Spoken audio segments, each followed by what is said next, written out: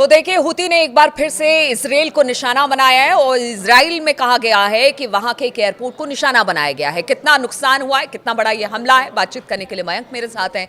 मयंक, हुती का हमला लगातार गाहे बगाए आप देखने को ही मिल रहा है, तो कितना बड़ा हमला है? देखिए ये जो खबरें हैं, पिछले 2 दिन के अंदर 2 बड़े हमले हुए हैं इजराइल के ऊपर।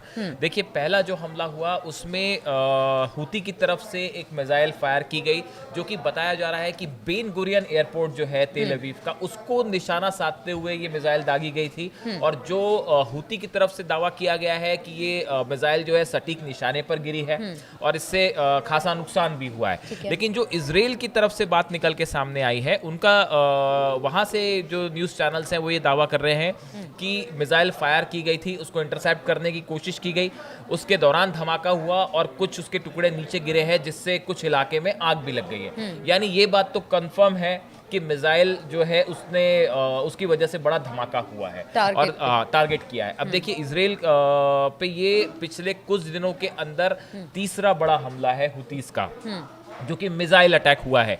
इसके बाद जो याया सारी हैं, हुती के प्रवक्ता हैं, इनकी तरफ से स्पोक्स पर्सन है, इनकी तरफ से कहा गया है we carried out a qualitative operation targeting Ben Gurion airport with a Palestine 2 hypersonic ballistic missile. The operation successfully achieved its goal. इनका कहना ऐसा है कि पैलेस्टाइन 2, इन्होंने अपनी हाइपरसोनिक मिसाइल का नाम पैलेस्टाइन 2 रखा हुआ है, क्योंकि इनका कहना ऐसा है कि गजा में फिलिस्तीनियों के ऊपर जो जुल्म हो रहे हैं उसके खिलाफ उसका एक संदेश देने के लिए कि भाई ये जुल्म रुकने चाहिए, हमने अपनी मिसाइल का नाम जो है पैलेस्टाइन 2 रखा है।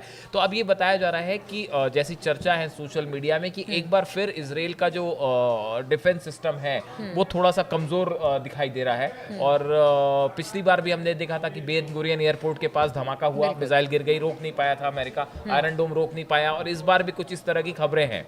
अब देखिए जब ये मिसाइल फायर हुई उसके बाद एक तो बेन गुरियन एयरपोर्ट से जितनी इंटरनेशनल फ्लाइट्स थी वो सब की सब रोक दी गई। पूरे इलाके में, ना सिर्फ जेरूशलम में बल्कि तेल अवीव में भी आसपास के सब इलाकों में काफी देर तक सायरन बजते रहे और लाखों लोगों को एक बार फिर शेल्टर पे जाना पड़ा। देखिए हम पिछले वीडियो में भी अपना बता चुके हैं कि अब जब भी इजराइल में सायरन बजते हैं तो शेल्टर में जाते हैं और एक आशंका ये होती कहीं ईरान ने हमला तो नहीं कर दिया। वो एक बड़ा डर जो है, खौफ, वो ईरान के मिसाइलों का है, इसमें कोई दो राय नहीं है। अब ये हुतीस की तरफ से जो मिसाइल आई है, बताया जा रहा है कि इसके बाद जो है बेन गुरियन एयरपोर्ट काफ़ी देर तक वहाँ से फ्लाइट्स जो थी वो रोक दिया गया, वो एयरपोर्ट पे ही रही। उसके काफ़ी देर बाद जो है ये फ्लाइट्स फिर से शुरू हुई। अब देखिए ये एक मिसाइल अटैक हुआ, ये पहला मिसाइल अटैक है जो सैटरडे को ये संडे की सुबह ये मिसाइल अटैक हुआ है। इसके बाद देखिए क्या हुआ कि एक शिप जो है रेड सी में, इसको भी बताया जा रहा है कि हुतीस की तरफ से जो है वो निशाना बनाया गया है। देखिए जिस तरह से ईरान पर हमले हुए, जिस तरह से गजा में लगातार हमले हो रहे हैं, उसके खिलाफ अब हुतीस ने एक प्रकार से खुल के जो है फिर से हमले करने शुरू कर दिए। और ये रेड सी पर जो हमला हुआ है ये एक शिप था जो कि कमर्शियल शिप था। बताया जा रहा है कि कई सारी बोट्स ने इसको घेर के इसके ऊपर जो है रॉकेट लॉन्चर से हमला किया है। रेड सी में तो हमेशा से हुती की पकड़ रही है, और चाहे वो अमेरिका हो या इजराइल हो, वो लगातार हमले करता रहा है, परेशानी में डालता रहा है अमेरिका और इजराइल को। देखिए अब इसके बाद जो है ये हमले हुए, एक तो रेड सी में जो है ये शिप को आग लगा दी गई, उसके बाद हुतीस की तरफ से जो मिसाइल अटैक हुआ, उसके फौरन बाद इजराइल की तरफ से भी हमला हुआ यमन में। देखिए अगर इजराइल जब रिटेलिएट करता है, हमला कर रहा है, तो उससे आप ये अंदाज लगा सकते हैं कि शायद वाकई मिसाइल गिरी है। जब इजराइल का जो रिस्पांस है वो ये बताता है क्या वाकई मिसाइल गिरी थी, जो ये सवाल है कई दर्शक पूछते हैं कि क्या वाकई मिसाइल गिरी या कितना नुकसान हुआ। देखिए बहुत सारी खबरें ऐसी हैं जो निकल के नहीं आ रही हैं। हम अगले एक वीडियो में चर्चा करेंगे कि कितना नुकसान इजराइल को हुआ ये 12 दिन के युद्ध में, जो अब धीरे धीरे निकल के चीजें सामने आ रही हैं। क्योंकि ईरान का आंकलन तो हो चुका था कि कितना नुकसान है, बिल्कुल, वहां से तो खबरें बाहर इजराइल से नहीं आ रही थी। अब देखिए ये जब हमले हुती ने किए तो उसके बाद इजराइल की सेना ने जो है होदेइदा बेस है, वहां का पोर्ट है, उस पे हमला हुआ। रास इसा पोर्ट है, वहां पे हमला हुआ, और सलीफ जो पोर्ट है, बंदरगाह है, ये 3 जगहों पे इजराइल के फाइटर जेट से हमले किए गए। और इसके अलावा ही एक रास कनाते पावर प्लांट है, इसको भी इजराइल की तरफ से जो है फाइटर जेट्स ने नुकसान पहुंचाया। इजराइल का कहना ऐसा है कि भाई यहाँ ईरान से यहाँ हथियार लाए जा रहे थे, हमने इसलिए निशाना बनाया गया।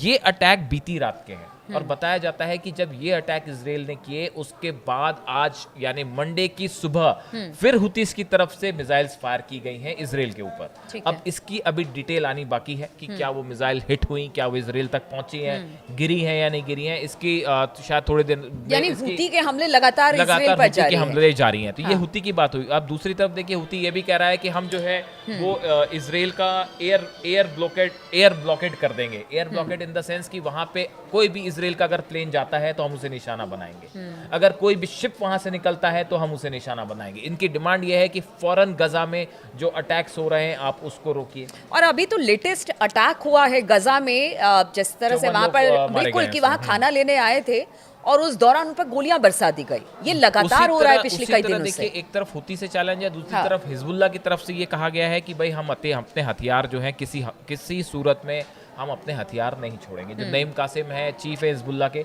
उनकी तरफ से ये कहा गया है कि भाई चाहे अमेरिका कितना दबाव डाल ले, चाहे इसराइल दबाव डाल ले, चाहे कोई दबाव डाल ले, हम अपने हथियार नहीं छोड़ेंगे और हमारा संघर्ष जारी रहेगा। तो ये हिजबुल्ला की तरफ से भी आने वाले वक्त में एक बड़ी चुनौती हो सकती है और अभी इसराइल के लिए। ट्रम्प का भी बयान आया था कि देखिए हमास से बहुत हम जल्द युद्ध विराम कर लेंगे, या बहुत मतलब इस तरह की बातें होती रह रही हैं, लेकिन उसके बावजूद ये गजा में जो, हालत खराब है नईम बहुत। कासिम है हिजबुल्लाह के जो चीफ है, इनकी तरफ से कहा गया कि Lebanon resistance will not end even if the whole world opposes us. पूरी दुनिया भी हमारा विरोध करेगी तब तो भी भी हम हम, नहीं हाँ। रुकेंगे। इसके साथ ही देखिए अब सीज फायर की बात चल रही है, गजा में कितनी आगे बढ़ती है, कितना वो रियलिटी हो पाती है। वरना दूसरी तरफ आप देखिए कि पिछले कुछ वक्त में लगातार हमास की तरफ से भी बड़े हमले हुए हैं। बिल्कुल 7 सोल्जर्स एक साथ मारे गए। उसके बाद अभी खबर है 2 दिन पहले एक सोल्जर जो है वो खान यूनिस इलाके में एक सोल्जर की मौत हो गई हमले में, और कई लोग घायल हुए।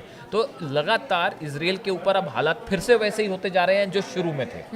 एक तरफ हुती हमले कर रहा है, हिजबुल्ला हमले को लिए तैयार है, हमास की तरफ से लगातार हमले हो रहे हैं। और मतलब ईरान एक तरह से ये स्ट्रेटेजी के तौर पर देखे कि देखिए ईरान ने बड़ा हमला किया इसराइल पर, इसराइल ने अब थोड़ा युद्ध विराम है तो अब इनके जो प्रॉक्सीज हैं वो लगातार उनकी हमले तरफ से करें। बड़े मतलब हमले हो रहे एक तरह हैं से और इसराइल को चैन से बैठने नहीं हाँ, देना। और सीज फायर भी कितने दिन ईरान के साथ है कोई नहीं कह सकता। बिल्कुल। तो इस प्रकार से जो है अगर आप देखें तो इसराइल के लिए आने वाला वक्त मुश्किल भरा होगा। तो इसराइल के लिए आने वाला वक्त मुश्किल बना हुआ है। हूती का हमला लगातार जारी है। भले इस वक्त ईरान के साथ शांति समझौता हो गया, लेकिन वो कब तक रहेगा बड़ा सवाल। ये भी हमास भी लगातार हमले कर रहा है, क्योंकि गजा में भी इस वक्त स्थिति बहुत अच्छी नहीं है।